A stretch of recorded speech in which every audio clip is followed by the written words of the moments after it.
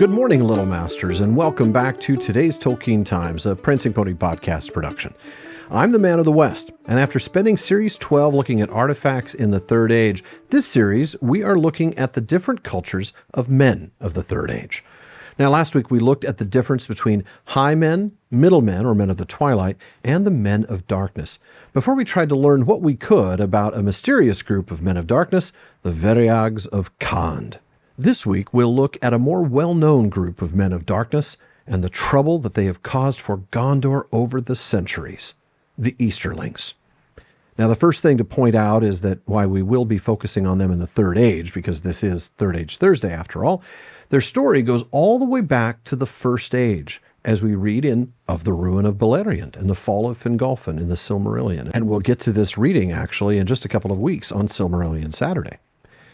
It is told that at this time the swarthy men came first into Beleriand. Some were already secretly under the dominion of Morgoth, and came at his call. But not all. These men were short and broad, long and strong in the arm. Their skins were swart or sallow, and their hair was dark, as were their eyes. Maedhros allied with their greatest chieftains, Bór and Ulfang. Bór and his sons stayed faithful, but Ulfang the Black was a traitor, as we'll read when we get to the Nirnaeth. Tolkien writes, there was small love between the Edain and the Easterlings, and it was in fact Easterlings that overtook Dorloman.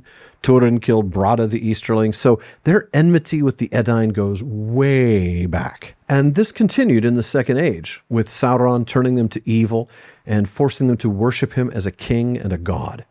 Sauron even gave at least one of the 9 rings to an Easterling. In fact, he was the only named Nazgul, Khamûl the Easterling. But let's look at their history in the Third Age. We first hear of them, chronologically speaking, in The History of Galadriel and Celeborn, Appendix B, on the Sindarin princes of the Sylvan Elves. Now there, Tolkien is writing about the Sylvan Elves growing in number, but also feeling unquiet and anxious, feeling the change of the world that the Third Age would bring. Well, one of the reasons for their anxiety was rumors from the East about these wild men.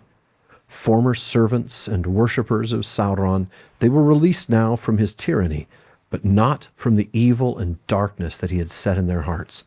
Cruel wars raged among them, from which some were withdrawing westward, with minds filled with hatred, regarding all that dwelt in the west as enemies to be slain and plundered. Now, they first appear during the reign of Ostaher, the 7th king of Gondor. He's the one who rebuilt Minas Anor. In Appendix A, Annals of the Kings and Rulers, we read that in his time Gondor was first attacked by wild men out of the east, but Tarostar, his son, defeated them and drove them out, and took the name of Romendikil, East Victor. He was, however, later slain in battle with fresh hordes of Easterlings. Turambar, his son, avenged him and won much territory eastwards. Now, the Tale of Years gives us more precision on the dates of those events. Third Age 490 was the year that the Easterlings first invaded. 2 years later, in 492, Ostaher's son inherited the throne, and in 500 defeated the Easterlings and took the name Romendikil I, East Victor. There is another Romendikil. We'll actually get to him. Now, that bit about him being later slain in battle with fresh hordes happened in 541. His son Turambar avenged his father's death, and sometime between 541 and Turambar's death in 667, expanded the nation of Gondor all the way out to the Sea of Rhûn. Now, there's also a hint of the Easterlings' presence around Third Age 1000, when the hobbits left the Vales of Anduin and headed into Eriador. We learn about this in Of Dwarves and Men in the Peoples of Middle-earth. The increase in men was not the normal increase of those with whom they had lived in friendship, but the steady increase of invaders from the east, further south held in check by Gondor, but in the north, beyond the bounds of the kingdom, harassing the older Atanic inhabitants, and even in places occupying the forest and coming through it into the Anduin Valley. Now, going back to Appendix A, we see them again in 1248. In the days of Narmakil I, their attacks began again, though at first with little force. But it was learned by the regent that the Northmen did not always remain true to Gondor, and some would join forces with the Easterlings, either out of greed for spoil or in the furtherance of feuds among their princes. Minalcar, therefore, in 1248, led out a great force, and between Rovanion and the inland sea, he defeated a large army of the Easterlings and destroyed all their camps and settlements east of the sea. He then took the name of Rumendikil II. Now, he's the one who built the Argonath, and whose son, Valakar, married a woman of the Northmen, triggering the kin strife. Just trying to help put the timeline together for you. It gets confusing, especially when you've got two kings with the same name. Now, we don't really see the Easterlings troubling Gondor again for close to 700 years, and for this, let's move forward in Appendix A. The third evil was the invasion of the Wain Riders, which sapped the waning strength of Gondor in wars that lasted for almost 100 years.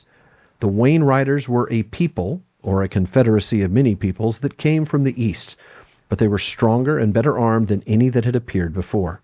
They journeyed in great wains, and their chieftains fought in chariots. Stirred up, as was afterwards seen, by the emissaries of Sauron, they made a sudden assault upon Gondor, and King Narmakil II was slain in battle with them beyond Anduin in 1856.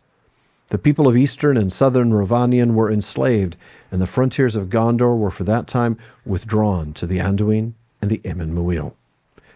43 years later, Narmakil II's son, Kalimektar, won a huge victory against the Easterlings on the Dagorlad in 1899, thanks in large part to help from Marhuini and the Northmen. This story ties together with Rohirrim, as we'll eventually see. So from 1899 to 1944, there was peace in Gondor from the Easterlings, but the Easterlings weren't just sitting around. As we talked about last week, they made alliances with the Veryags of Khand and with the men of Harad.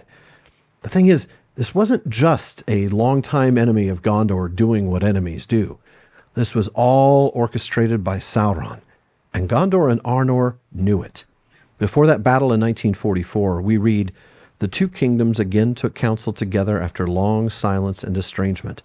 For at last they perceived that some single power and will was directing the assault from many quarters upon the survivors of Númenor.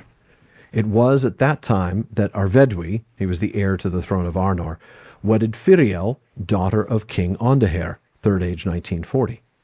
But neither kingdom was able to send help to the other, for Angmar renewed its attack upon Arthedain at the same time as the Wain Riders reappeared in great force. With their allies to the south, the Wain Riders, attacked Gondor from both the north and the south, and in 1944, King Ondaher and both his sons, Artemir and Faramir, fell in battle north of the Morannon, and the enemy poured into Ithilien. Now sure, Eärnil would eventually defeat them and take the throne, but this was the beginning of the end of the line of kings of Gondor. That is how crucial a role the Easterlings played in the Third Age. But just wait. Next week, we'll see them return again in Third Age 2510, this time as the Balchath, and again playing a hugely important role in the history of the Third Age. Folks, thank you for joining me for this week's Third Age Thursday. Be sure to come back tomorrow as we continue the story of Tuor and his coming to Gondolin on First Age Fridays. Check out patreon.com/Tolkien Times to learn how you can support the show, get an ad-free feed, join my content council, get a bonus episode every week, and a lot more.